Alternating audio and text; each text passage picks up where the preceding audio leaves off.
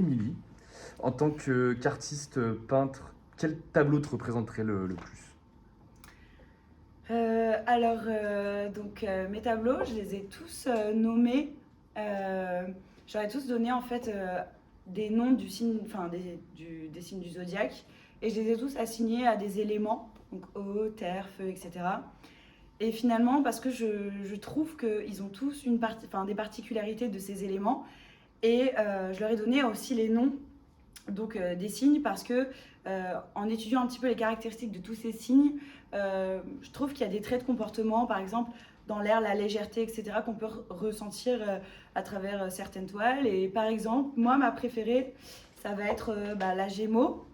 Et si je lui ai donné ce nom-là, c'est parce que je suis Gémeaux et que vraiment je m'identifie énormément à elle.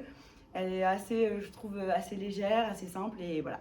Je l'adore et ça invite aussi aux personnes à s'identifier à ces toiles-là également. Très bien. Je risque d'écorcher le mot, mais qu'aimes-tu dans la technique acrylique pouring? Tu l'as bien dit. Euh, ce que j'aime bien dans l'acrylic pouring, c'est que c'est pas figé, c'est assez implicite. Avant, je peignais surtout au couteau.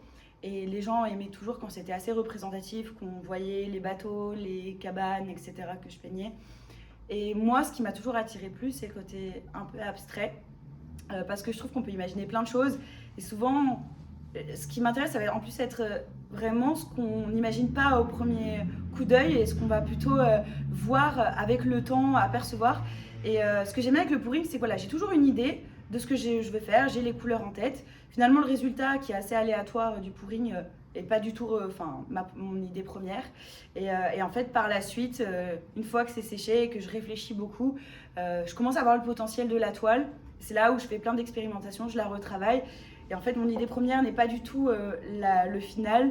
Et j'aime ce côté vraiment où il y a de la liberté. Et puis il y a vraiment un petit peu. Tout le monde va l'interpréter à sa façon. Ça va dépendre de chacun. Et voilà, il y a vraiment un côté très mystérieux et lié à l'imaginaire de tous. Et quelles sont les sensations que tu éprouves lorsque tu peins un tableau? Alors, ça peut être sensation au singulier si tu veux, hein, y a pas Les sensations, je trouve qu'elles arrivent après. Enfin, j'ai toujours un petit peu la même appréhension quand je vais peindre.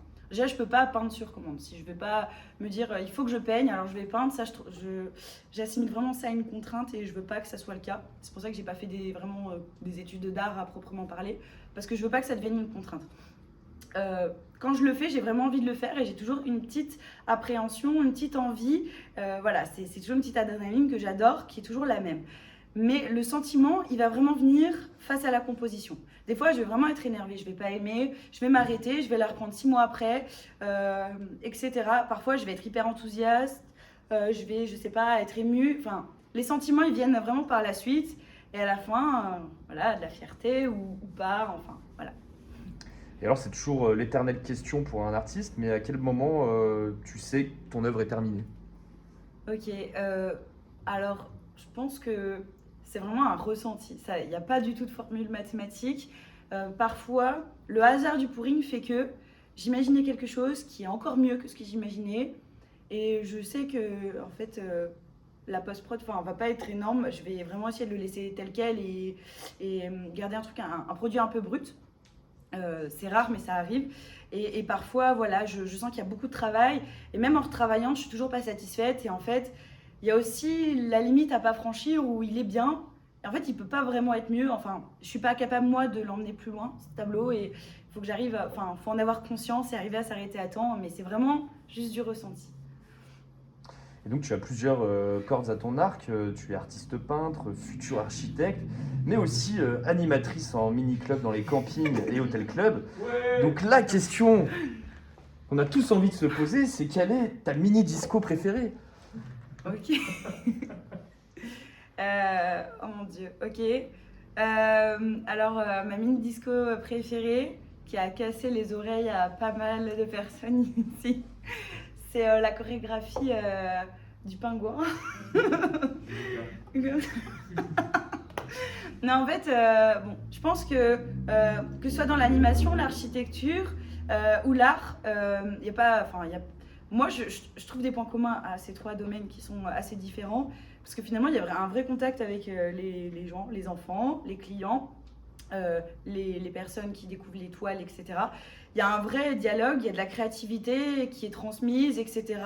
Et je trouve ça très intéressant et j'adore les trois. Et d'ailleurs, c'est dur de pouvoir hiérarchiser ces trois domaines qui me plaisent trop, qui ont tous un petit peu voilà, leur singularité. Mais voilà, ce qui les réunit, c'est un petit peu ce contact que j'aime beaucoup, cette créativité. Et ce que je pourrais dire, c'est que ouais, je suis très fière d'être animatrice. Même si voilà, c'est la fin peut-être pour moi en tant qu'animatrice, mais j'adore ça et voilà. Et je vous invite à aller au Flot Bleu pour voir la danse du pingouin. Parfait. Eh bien écoute, je te remercie Amy, c'est fini pour cette petite interview.